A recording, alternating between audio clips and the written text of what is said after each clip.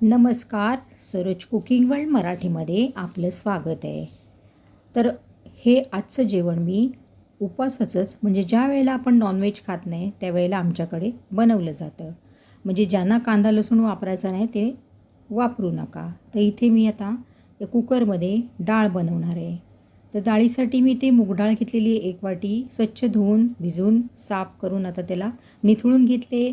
इथे मी मुळा घेतलेला आहे. ही मला ताजी मुळ्याची भाजी आत्ताच आलेली फ्रेशमध्ये मिळालेली आहे, ती मी आणलेली आहे. तर त्याचा तो मुळा आपण कट करून या पद्धतीने डाळीत घातलेला आहे.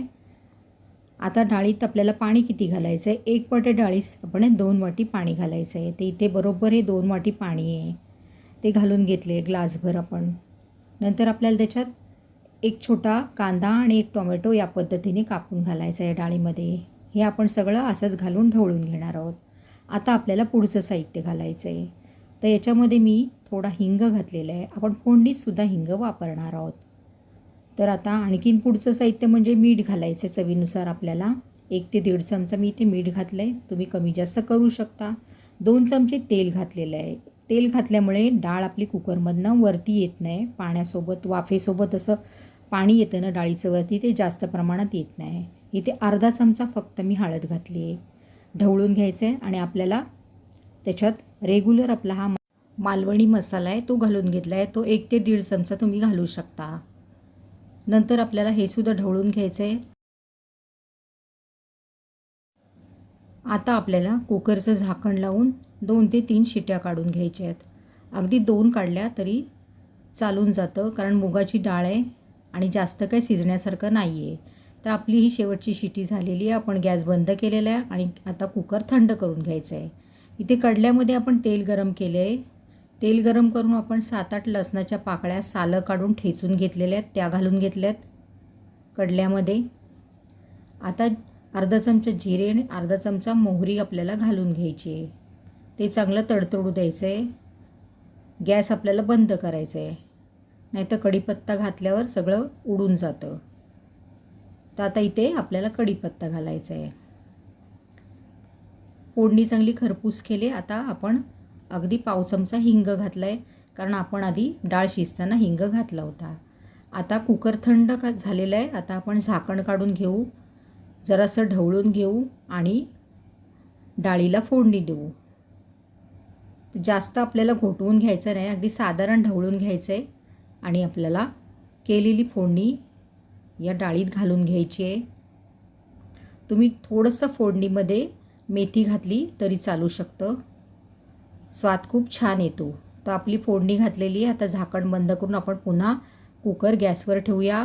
याला पूर्ण झाकण लावायचं नाही, साधारण झाकण लावून आपण ठेवलेलं. 1 उकळी फुटलेली आहे. आता डाळ चांगली ढवळून घ्यायची आहे.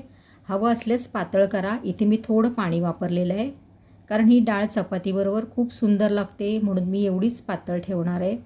म्हणजे जास्त पातळ पण नाही आणि जास्त जाड पण नाही. ती घट्ट होते थोड्या वेळाने उतरल्यावर, थंड झाल्यावर ती घट्टसर होणार आहे.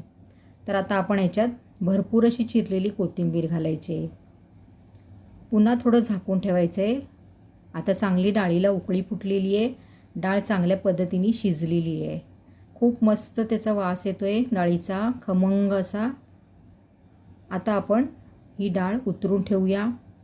आता पुन्हा आपल्याला एक तडका द्यायचा इथे. याच्यात मी पाव चमचा हिंग घातला आहे आणि अगदी थोडा इथे मी मसाला घातलेला आहे. रेग्युलर मसालाच घालायचा आहे किंवा काश्मीरी मिरची पावडर, आणि 2 इथे मी मिरच्या कट करून पुन्हा ह्याचा तडका दिलेला आहे डाळीला.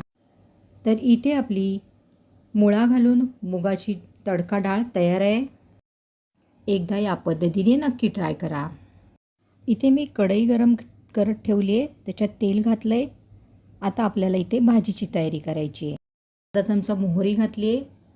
नंतर आपल्याला जिरं घालून घ्यायचं आहे अर्धा चमचा. फोडणी तडतडली की आपल्याला त्याच्यात पुढचं साहित्य घालायचं आहे. तर इथे मी थोडंसं याच्यात हिंग घातलेलं आहे.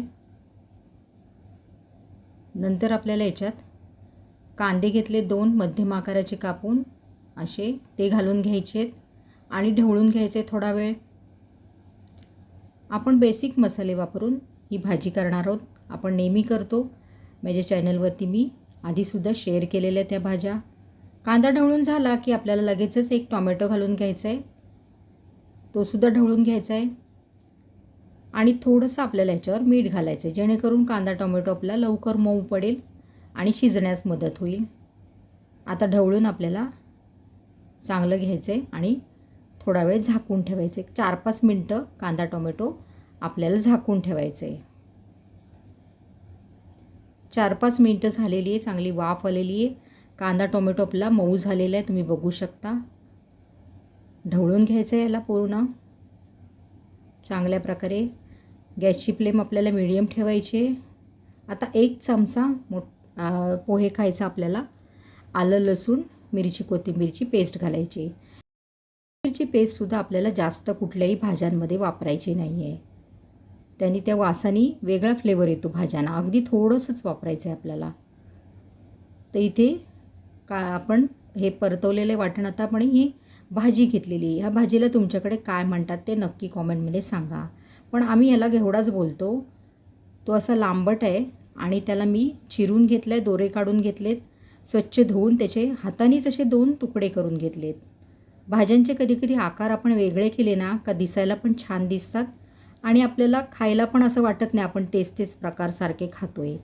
तर अशा पद्धतीने भाजी घालून मी परतून घेतले तेलावर थोडी.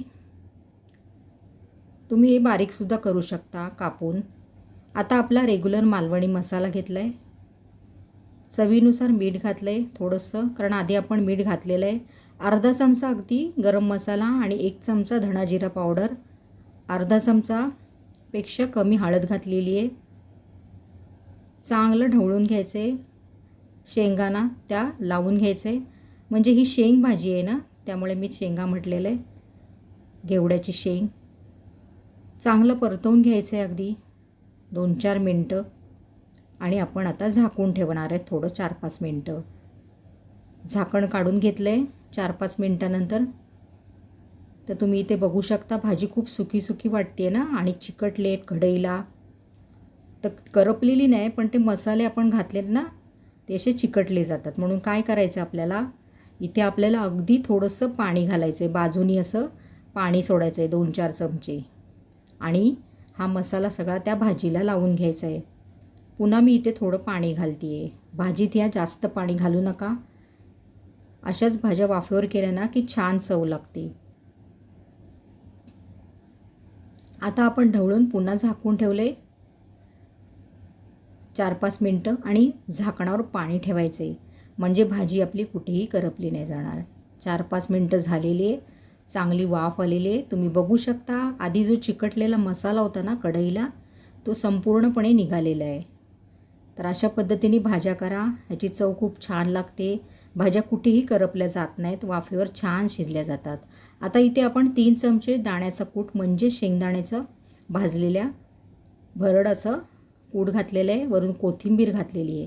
तर भाजी आपली ही खाण्यासाठी रेडी आहे. तुम्ही बघू शकता किती छान प्रकारे आपली भाजी झालेली आहे, कुठेही करपलेली नाही आहे, कढईला लागलेली पण नाही. अशा पद्धतीने पाण्याचा वापर भाज्यामध्ये करायचा. भाज्या अतिशय सुंदर लागतात. इथे मी ही मुळा भाजी केलेली आहे, पण ह्याची मी रेसिपी ऑलरेडी माझ्या चॅनलवरती आहेत, शॉर्टवरती लॉंगवरती, म्हणून मी टाकलेली नाही आहे.